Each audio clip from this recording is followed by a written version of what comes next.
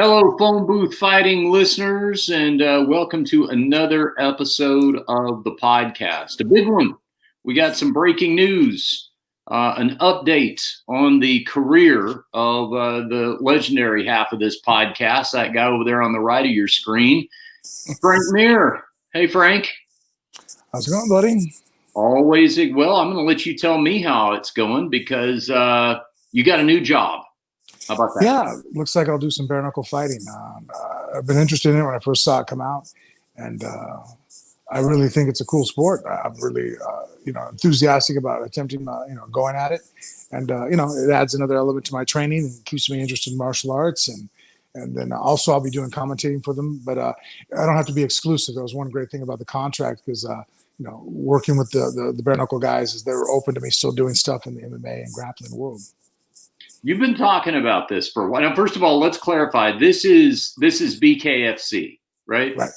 That's the bare knuckle promotion that everybody is most familiar with. It's the one that's had the high profile fights so far. But just to be specific, this is Bare Knuckle Fighting Championship.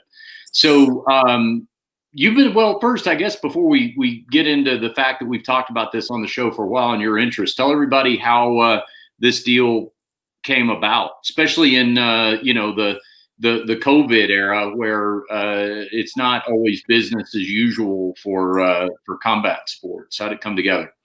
Well, I mean, things are starting to open up and people are starting to do competitions, and the BKFC is also taking advantage of starting to get back on track.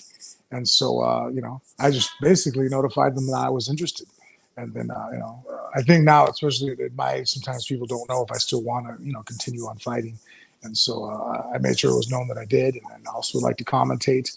But I just didn't want to be tied down. I only have so many years left to fight, and to be able to compete and as much as possible in the amount of time I have left is of utmost importance to me.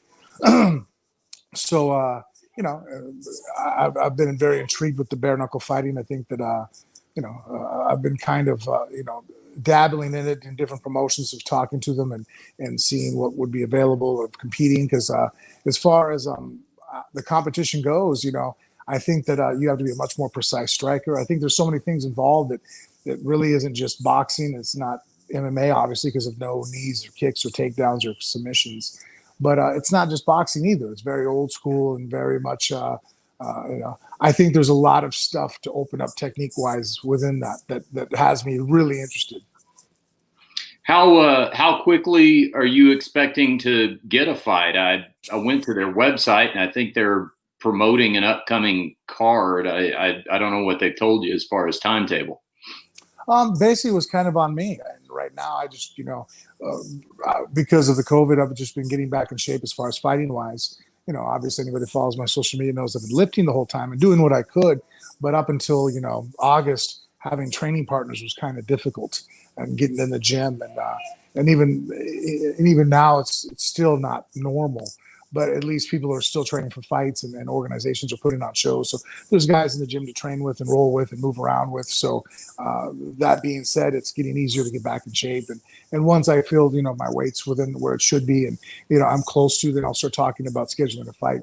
I don't like starting from zero and scheduling a fight, and then know you fight in 8 weeks and you're battling just to get in shape to get ready for a fight. And especially at my age, it takes a little bit longer. Have they talked to you about any possible opponents or matchups over there? No, really, honestly, nothing like that. It hasn't gone that far. And I'm going to commentate the October 16th card. Oh, okay. There you go. So when I'm out there, I'll have a much more of a face-to-face, because right now everything's been done over the phone, and probably have a much better grasp of what the scenery or the lay of the land will be. Well, let's look at I pulled up their website here. Thought we could look at this and see what might look appealing. Hold on a second here. Let me hook this up. I'm gonna do a little producing here. Okay, there we go. All right, let's see here. Flip the screen around. Oop, hang on. All right, there. I'm trying to get to where you and I can both be up on the screen. So let's see here. Okay, I made I could you. probably see the time you're gonna get me to want to pick a fighter. I'm not gonna be good at that. I haven't done that in Oh, 20 years of MMA. Oh, but this will be fun. This will be fun. Okay, I'm there. Okay. So let's see here. Now we have can you see that at all? It's a little small probably, right? Yeah, I can see people, but I can't read names. Yeah. One thing I couldn't tell right away who the heavyweights were over here, other than a few recognizable names like Joey Beltran is there. I think he's fighting on the card that you're talking about commentating. I believe he's on that card. Oh, okay. Let's see. I know Arnold at the very top. Arnold Adams. Yep. Couple other in the past. Oh, you have? Okay. Yeah. Okay. A couple other UFC alumni over there. Johnny Bedford's fighting over there, of course, smaller weight class. Crazy Horse Bennett. That was a memorable interview on a past episode of Phone Booth Fighting. He's over there. Let's see who else we've got over here. Leonard Garcia, of course, WEC alum. You probably commentated a few of his fights when you were calling WEC, right? Quite a few. Yeah. Kendall Grove is over there. Bobby Gunn. Let's see. Beck Rollins, of course, has fought over there. She's done really well over there in the female division. Chris Lieben, Artem Lobov, Chris Lytle. So more and more former UFC, former Bellator names turning up over there. Joe Riggs, Rico Rodriguez. How'd you never fight Rico Rodriguez? How did that never happen? Actually, he was a little bit ahead of me. He had been the champ, beating Randy Couture. Yeah. And then Tim Sylvia beat him. Yeah. And I came and beat Tim. And then after that, Rico just kind of, I don't know if anybody's seen any of his, he's been on some of the, what I think, Surreal Life or Rehab, or I forget what shows, but he ran into some issues that made it a little bit difficult to stay fighting at that level. So you kind of just missed him. Yeah. All right. Well, there's a possibility. Let's see here. Who else I got over there? Isaac Valley Flag, smaller guy, of course, but I like him a lot. Interviewed him before. Cool to see him over there. Trained with many times over at in Albuquerque. Well, let me make your first fight based on headshots alone, okay? And I don't mean shots to the head. I mean photographs that are taken. I don't know anything about this guy, but as soon as I went to the website, this fella right here, Troy Beats. Can you see Troy? Can you see that headshot right there in the center of your screen? Oh, yeah. Look at that. Frank, that's a melon. I hate to break it. You trying to break my hands or what? Frank, you may be, I hate to tell you this, we've been friends for a long time, but you may be my second favorite fighter in BKFC. Just on headshots alone, I looked at this and holy crap, I'm a Troy Beats fan with that handlebar mustache. Look at that. So anyway, I don't know what his story is, but well, that's exciting news. Very exciting news. And does that do anything to you mentally as far as, I mean, you're always a real, laid back, easygoing guy, but does that do anything in terms of, just giving you a little direction, because otherwise that's kind of always out there that, well, what am I going to do next? What's the next promotion going to be? What's the next fight going to be? And not only for people asking the questions, but also just for you to know, what's going to be next. Well,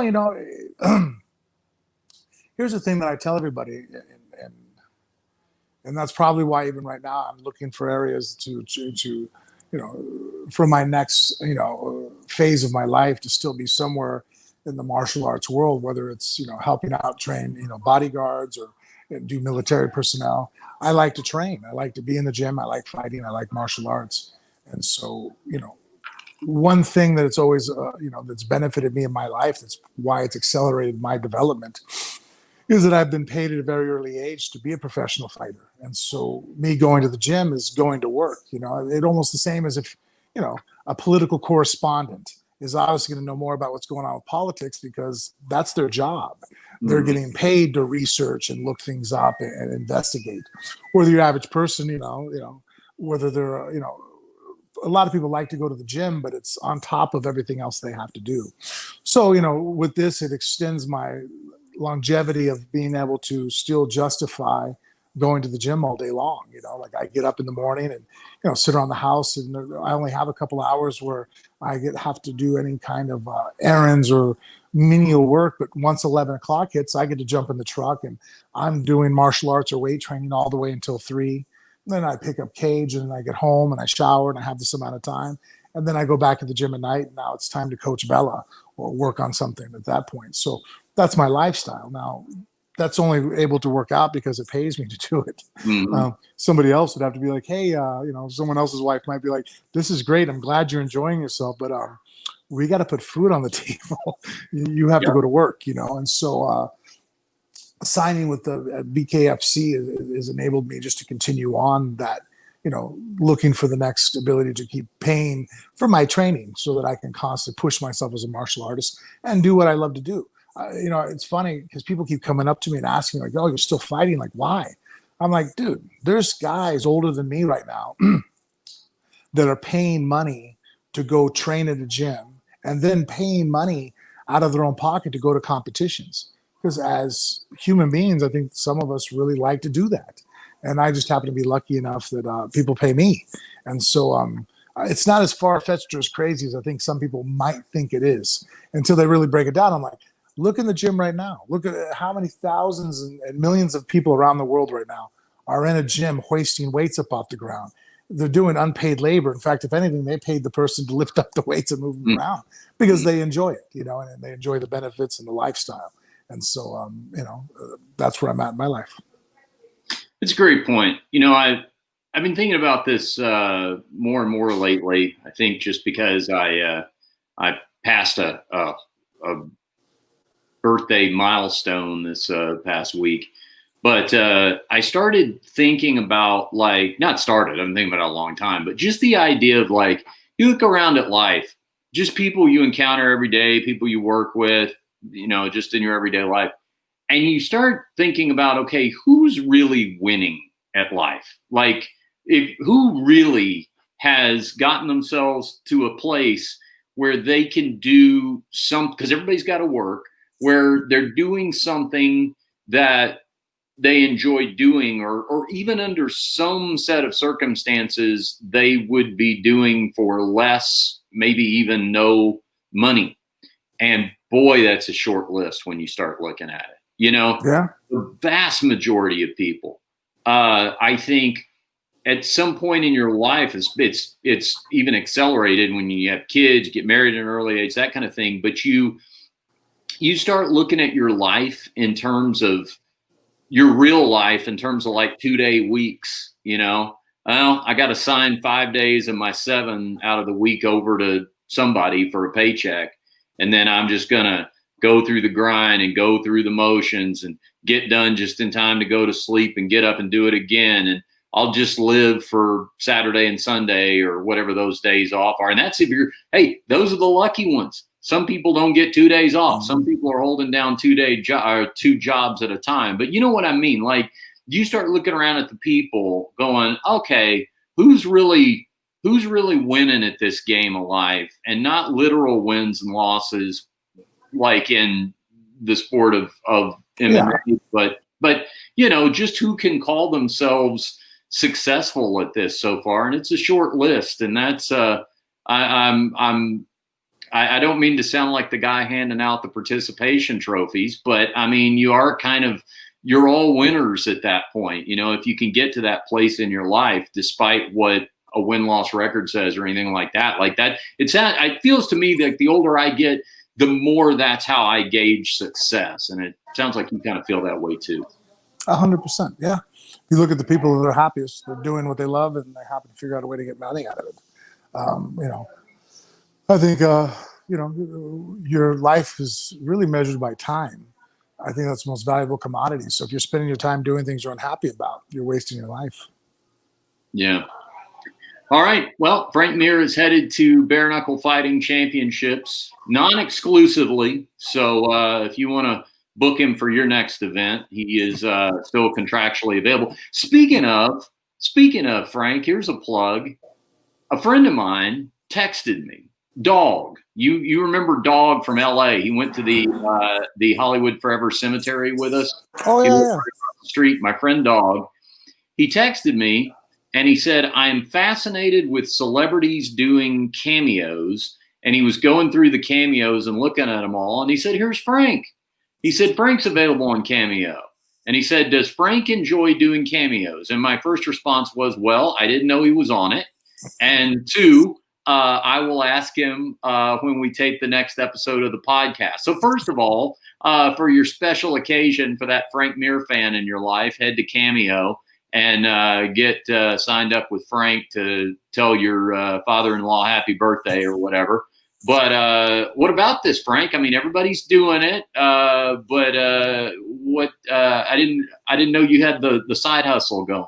How's this going? Yeah, no. Over the pandemic, I was looking at all different kinds of ways to keep the lights on. Yeah. So yeah, no, I signed up for it, and it actually turned out to be pretty good because I don't do well like with Facebook Live. I have a hard time starting that off because you're just kind of sitting there and I don't know what to say until someone starts asking me questions, and then I have a route to go. Or if it's a situation where I'm just being a keynote speaker, well, then tell me what topic and I can focus and go. But the Cameo, I think, is actually fairly easy because people ask a question or, they make a request and I'm able to just, oblige by it. And everybody so far that's ever contacted me are really, big fans, and you can tell the enthusiasm. So it makes it enjoyable to be a part of. What and you basically just you get through. They kind of tell you, hey, my friend Richard, and it's his birthday, and he's a fan of yours, and you just say, hey, Richard, it's your birthday, and like that. Sometimes you can also too. Some guys are, I've had before people tell me their buddy's having a rough time, and lost a job, girlfriend broke up with them, had to move out of state, just dealing with shit, and just ask to be like, hey, can you think of a pep talk or some sort of attaboy type of, get them back up on their feet. So there's those also. I was looking at some of your samples of this because they post them up where you can see what they look like. Really? Yeah, yours were good. Like there was one that was cage side. It looked like you were getting ready to commentate some fights or something, which that's kind of a nice bonus. That's a good backdrop. You know what I mean? Yeah. Like, just here's a little snapshot of what's going on with me. And it was like a motivational thing or something. Now, have you gotten any that are the premise is odd? You know what I'm saying? No, so far not. In fact, actually, and I even kind of in my little intro, if you click on me, that I got to post, I even said that, hey, don't forget, I'm pretty open to just about anything. But, I am a husband and I have children that, are of social media age. So, I'm always going to be appropriate on any video. And, I can't record or send anything that it would embarrass me if my children were to watch. You're not interested in creating any provocative, erotic content. You're saving that for your OnlyFans page, right? Yes. Once I get up on OnlyFans. Yeah. It's funny. Did you realize that there's people on OnlyFans? Like, I've heard of OnlyFans. I've never gone on there. Of course. But I told you about it. But I just assumed it was because, you see it for advertisement or, people making jokes about it for all females. But I found out that actually, like, there's people that are normal people on there all the time, like set up accounts. It's not just, porn stars or whatever, the girls that do the cam models or whatever. Mm-hmm. I thought that's purely all it was. That's why I never, ever investigated it. No, it's true. And I think some female MMA fighters have set up accounts over there. Like, Ruben was talking to me about it, my therapist. He was like, oh, how come you don't do like an OnlyFans and stuff? And I looked at it and I was like, and because I didn't understand the premise of what it was, at first it got real awkward. I'm all, what are you saying right now, man? He goes, what do you mean? I'm like, OnlyFans? Like, I'm not going to do that. I got the wife and kids. He's like, what are you talking about? I'm like, what are you talking about? Like, I don't think we understand each other. So he had to go through. He goes, no, that's a big part of what's, he goes, yes, that's there. He goes, but there's people that do like yoga and stuff, and or, weight training and different coaching on there, just different things. I was like, oh, okay, that I wasn't aware of. I know what Ruben's thinking. He's thinking we could be filming this table massage right now. And, it's just a weird time to bring that up. I'm sitting there, I'm like, okay, dude. Yeah. I know. I think Beck Rawlings has one, and Jessica Penne made one. Going back to bare knuckle for a second, I was thinking, we were talking not long ago about the fact that Paige Van Zandt had signed with bare knuckle. Now, do you think that your signing with Bare Knuckle Fighting Championship is continuing this apparent trend of signing more attractive people to fight? Well, I don't think I'm anywhere as attractive as Paige Van Zandt. I think she might turn a few more eyes than I do. But there might be a notion to wanting to see people that aren't exactly the worst to look at to get their face bloodied in there, I'm sure I'll get a few people who want to watch to be like, I don't mind watching Mir get a little bloody. Did you see we were just bouncing around here, but we were talking about Cameo. One of the first fighters that I knew on Cameo was to be on Cameo was Chuck Liddell. Did you ever see the story? Somebody signed up for a cameo with him, and he was congratulating the guy's friend on coming out of the closet. Did you see that one? No. Yeah. He was like, hey, hey, Frank, your friend Richard told me that you've made a big decision in life, and you finally decided to come out. Was it real though? Or no, that was the controversy. It did look a little, like somebody was putting somebody on, but Chuck was a good choice for that because he told me a story one time. I'm sure he's told this story to other people, but he told me the story one time. You may have heard it too. I don't know, but he was friends with Michael Strahan, the football player, and they were at dinner. If I remember the story correctly, they're at dinner.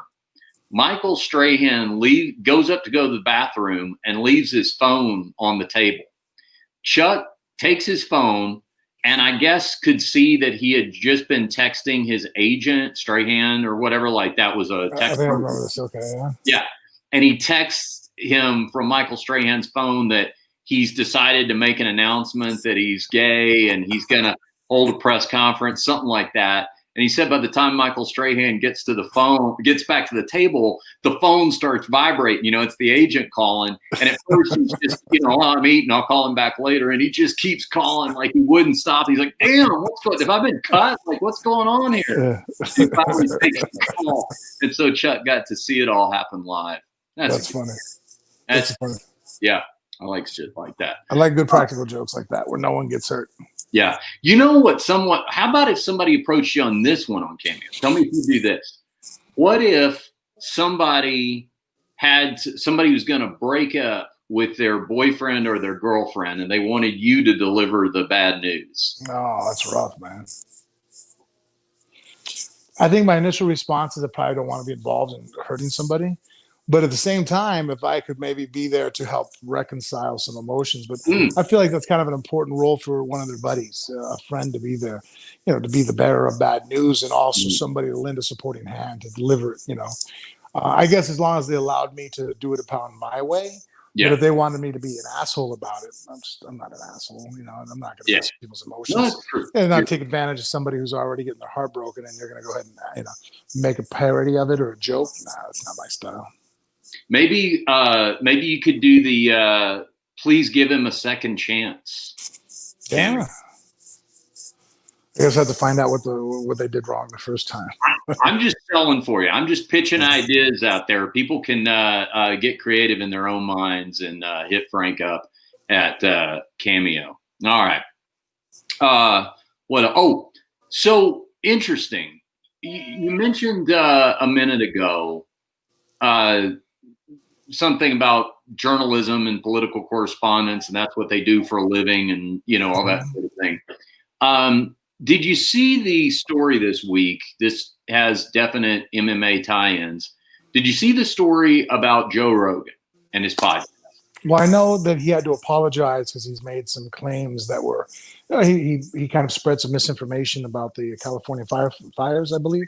Yeah, I've got the video. What makes this interesting as a backstory is about a week prior, it was suggested on his show that he moderate a presidential debate, that Joe Rogan have Donald Trump and Joe Biden on to moderate a political debate. He was offering 4 hours and no commercials.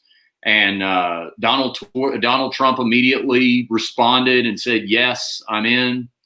But there were a lot of people online, people you and I know, by the way, multiple people you and I know, saying, oh, now this is a great idea. This is what we need. Because, no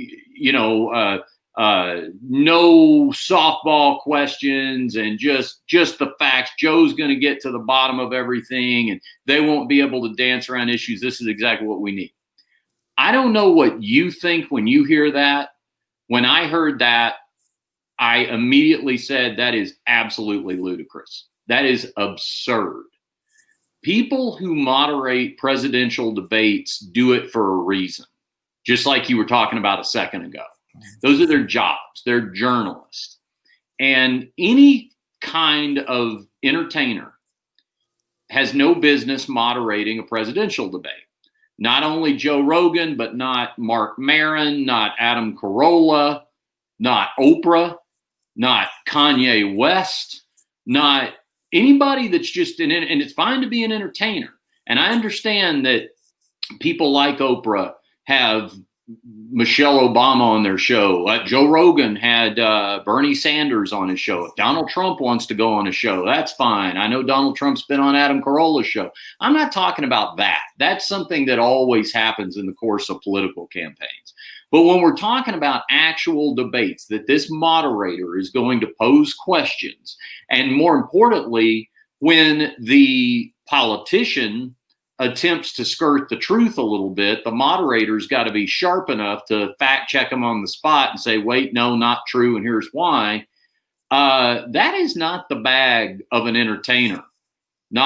It's not something you and I need to be doing on this podcast.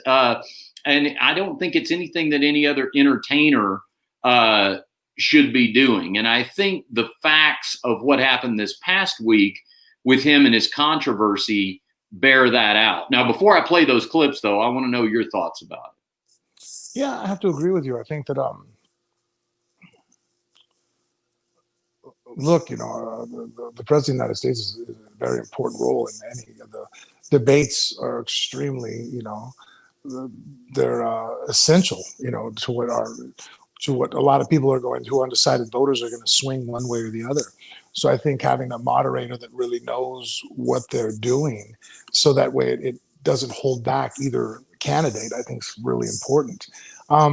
If each guy wanted to go there on their own, to get out there and have Joe ask kind of, questions or lead it to where they can have us get to know them better, maybe in that type of scenario, right. I'm for. But having both guys go up there and being put to their feet to the fire with questions, I just don't know if Joe would be the proper person for that. Everybody has a talent and an ability and what they're good at. And I say, let's stick to what we know best. And there's other people out there, obviously, that are, going to be much more proficient at guiding that along, because especially with the temperature of nowadays political environment, climate, I don't think that's going to be a very cordial or debate. I think it's going to be a very emotional and very heated. And I actually kind of feel like it's going to be one hell of a job for whoever that moderator is when the debates come down, trying to keep some type of sense of direction occurring with those two. Yeah, it really is. And that's more to my point about the fact that, if it's a lifestyle piece, you want to have somebody come on, get to know a little bit, whatever. That's what the entertainment talk shows are for. I'll draw the comparison of, like, it's the difference between, say, we're watching fights, and maybe in between fights they show one of these packages where, hey, we're sitting at home with Frank Mir, and here's Frank and his family and things like that. That's fine. But the person who's maybe interviewing you doing that piece generally isn't the person doing the X's and O's play-by-play when the fight actually starts. It's two different roles. You know what I'm saying? Let's play. So what exactly did Joe say? I didn't actually. Oh yeah, so let's play. I read some of the headlines, but I didn't actually. I'm going to play the clip, and then I'm going to play his retraction so you can see what happened. These are a few days to a week apart. So here's. Hold on a second. Hold on a second. You want me to stop taping so you can Google it? I don't know. I'm finding out too. I mean, what? I do. What am I Googling? Joe Rogan's statements on California firefights or fires. Oh, his statements on California. Sorry. Yeah. Okay. Mrs. Mir wants to know in the middle of the show. Yeah, we'll play it here so Mrs. Mir can get up to speed as well. All right, here we go. Here's Joe Rogan. Do you want to hear? Listen, coming on the piece of headphone. One of my favorite places to perform. Most of the people there are very nice, but talking about there's a madness going on there. You want to talk about madness of crowds? That exemplifies that right now, and it's to me, they've arrested people for lighting forest fires up there. They've arrested left-wing people for lighting these forest fires. You know, air quote activists. And this is something that's also not widely being reported, you know, that people have actually been arrested for lighting fires up there. This is, I don't know what, like, if I would love to talk to the mayor and say, what is your strategy for ending this? Are you hoping this is just going to die down? Like, because these people want your head and they want blood, and they don't seem to be willing to settle for anything less. And okay. So there you go. Saying that left-wing people in Portland had been arrested for setting forest fires and that it wasn't widely reported. Let me just say something about things not being widely reported before we play this retraction. When things are not widely reported, it is not always because it is a vast conspiracy. Many times, in fact, it is not widely reported because it is not verifiable or outright debunkable is what it is. So, you know, I wholeheartedly agree that different news organizations put different spins on things and all that. But you've, I think, probably heard me say this in my stand-up act a time or two. If you see a story and the only place you're seeing it is on your friend Cindy's Facebook page, before you take that as gospel, even though Cindy always seems to know things before anyone else does, go ahead and see if you see it anywhere else. Because if you don't see it anywhere else, right or left or anywhere in between, there might be a reason for that. Now here, a few days after that was Joe's retraction. Hang on, let me pull this up. Just a second, Frank. Oh, I lost it. So that's what I get for. This is the only bad part about our core. Well, there's more than one thing wrong about our troubles with our quarantine, but I sure do miss Porno Mikey being able to produce while we're doing the show here. Okay, I got it. Hang on, here we go.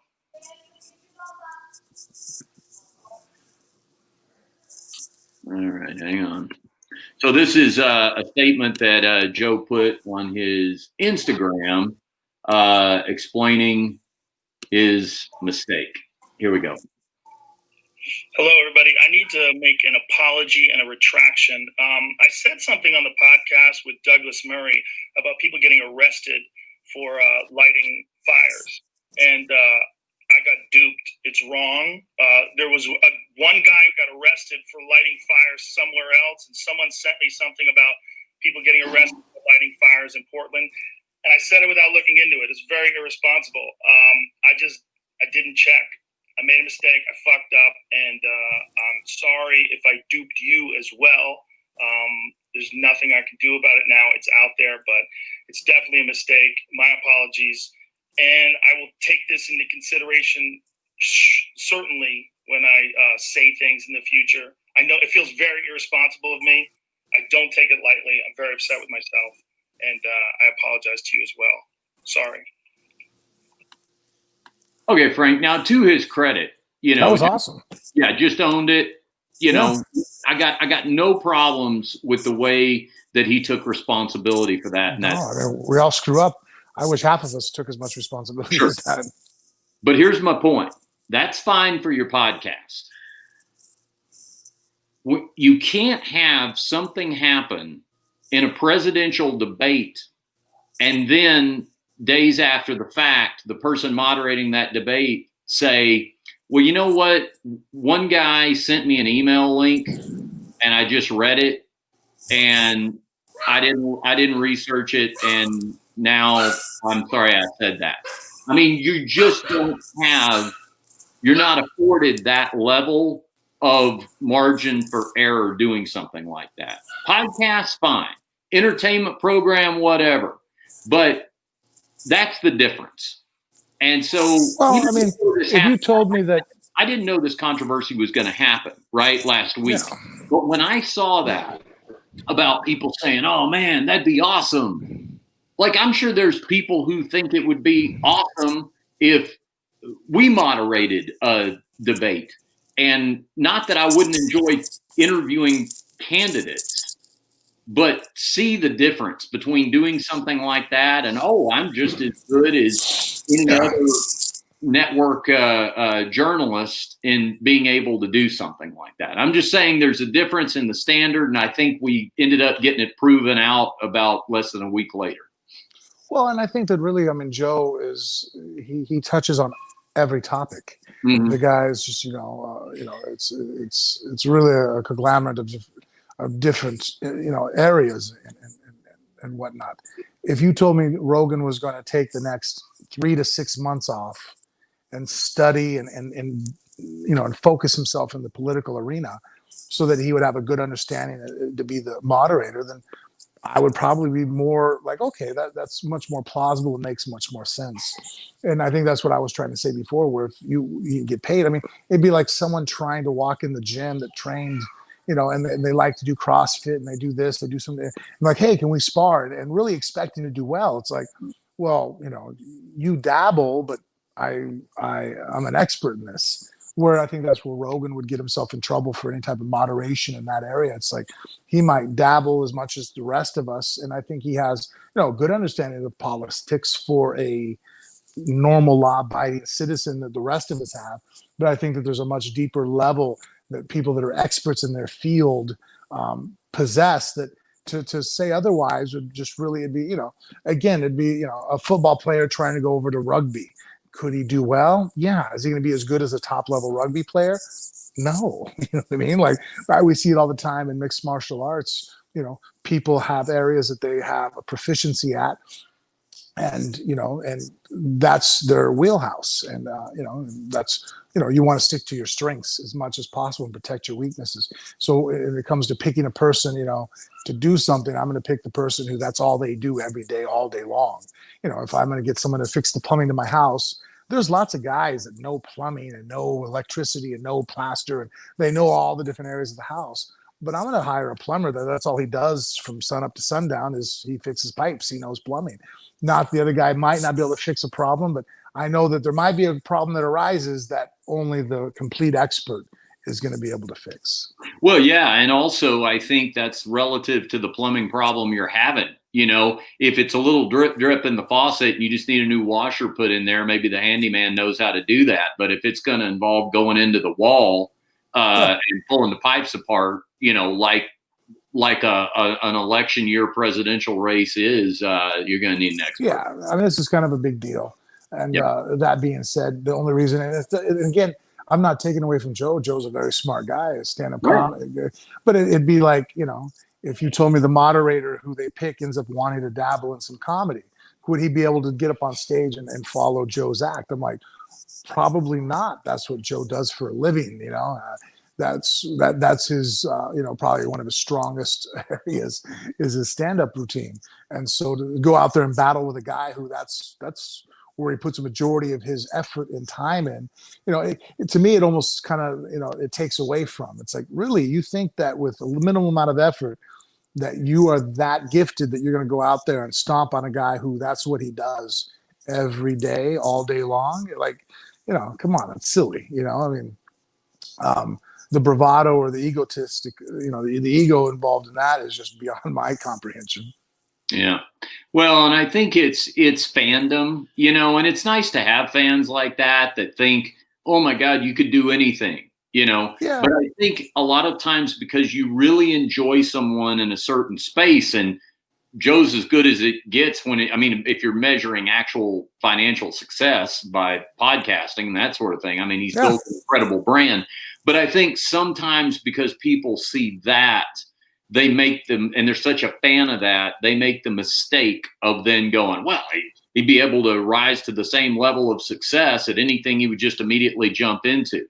And you could rise to the same level of success, but not immediate. Yeah. That podcast wasn't always that. It started out, I think, in somebody's apartment, and of course we all know the struggles of the podcaster. That podcasting struggle is real. Speaking of that, Frank, we've got a Patreon page over at patreon.com/phone booth fighting.